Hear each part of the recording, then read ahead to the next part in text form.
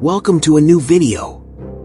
On this occasion, we will delve into a fascinating journey to the origins of the mighty Titans and unravel the epic conflict that arose between them and their father Uranus. As we saw in the previous video, after the emergence of the first primordial gods, Uranus established himself as the ruler of the universe. From his union with Gaia, both the Titans, Cyclopes, and Hecatoncheires were born. The relationship between Uranus and his children was filled with conflicts. Uranus ruled with an iron fist, imposing his will upon Gaia, as well as the Cyclopes and the Hecatoncheires. According to Apollodorus, they were bound and thrown into Tartarus by the tyrant god. However, the Titans also suffered a terrible fate.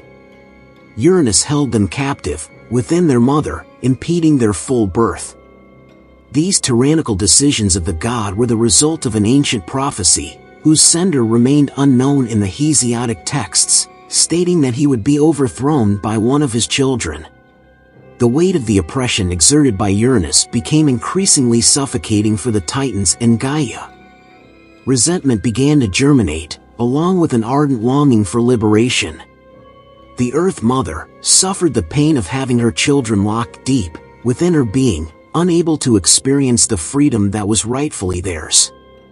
Until she became the voice of rebellion and encouraged her children to fight for their freedom. However, the only one willing to challenge his celestial father and claim his place in the world was the youngest of them all, Cronus.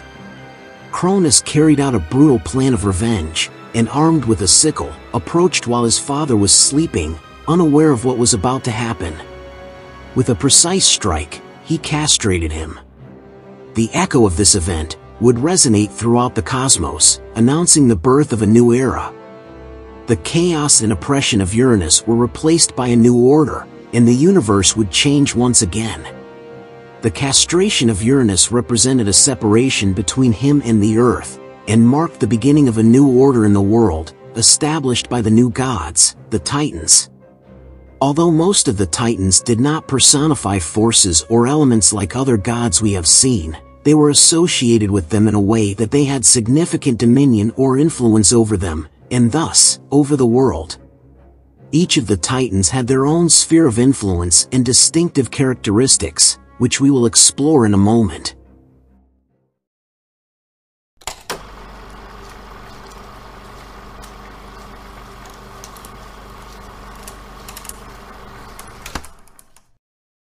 This important family is composed of 12 divinities, 6 gods known as Titans and 6 goddesses known as Titanides. These are Oceanus, the Titan who personified the circular river or ocean that surrounded the known world. Coeus was the Titan associated with intelligence and divine wisdom. Crius, associated with cold, although not much else is known about him, as he does not stand out much in the myths.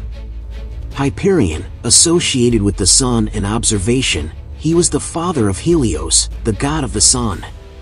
Iapetus, Titan deeply associated with mortality and human knowledge, as he is one of the ancestors of humanity through his son Prometheus, who had great importance in the creation and well-being of humanity. Cronus, associated with the domain of harvests and calendars. We must not confuse him with the personification of time Kronos, although their names are similar and in some cases they are called the same interchangeably. We are talking about another divinity that appears in later accounts. Mnemosyne, the Titanide who personified memory, she was also the mother of the 9 muses. Rhea, Titanide of fertility and motherhood, later known as the mother of the Olympian gods. Themis, personification of justice and divine order. Tethys, a sea goddess frequently associated with rivers. Phoebe, one of the least documented, it is said that she received the oracle of the Delphic oracle. And lastly, Thea, the goddess of sight, and by extension, the goddess who endowed gold, silver, and gems with their brilliance and intrinsic value. Now that we know each one, we can understand how these gods brought a new order to the world with their ascent, as it meant the incorporation of these new elements and concepts.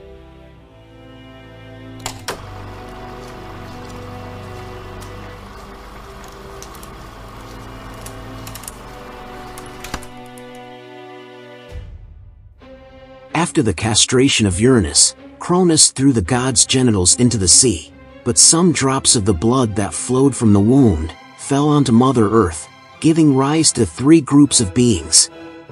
The first are the Furies, who from that moment on would be in charge of avenging the crimes of patricide, which is the killing of a father by his child.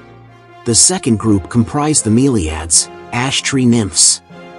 And lastly, the Giants, a race characterized by their exceptional strength. But another being was born from this event, not from the blood, but from the foam that was generated when Uranus' genitals fell into the sea. This being is the goddess Aphrodite, the first among the 12 Olympians, who are the most significant gods in the Greek pantheon. While she is commonly known as the goddess of love, in ancient times, she was more specifically associated with love, in the erotic sense. As soon as Cronus found himself in supreme power, he received a prophecy from Uranus, perhaps as revenge. In this prophecy, he received a warning that he would face a similar destiny, and be dethroned by his own offspring. Cronus took his sister Rhea as his wife, and his reign became similar to that of his father. In Hesiod's version, there is no mention of him releasing his siblings, the Cyclopes and Hecatoncheires. However, according to Apollodorus, Cronus did release them initially. Nonetheless, fearing the prophecy, he imprisoned them once again in Tartarus, fearing they might lend support to any threat against his reign. His cruelty escalated, surpassing the tyranny of the previous god, even devouring his own children to prevent the fulfillment of his father's prophetic word. Until one of them managed to escape that fate and subsequently repeat the cycle, the myth of the son overthrowing his father's rule. That god was Zeus, the deity of lightning and the supreme ruler of all the gods. But we will see that in the next video, the Titanomachy.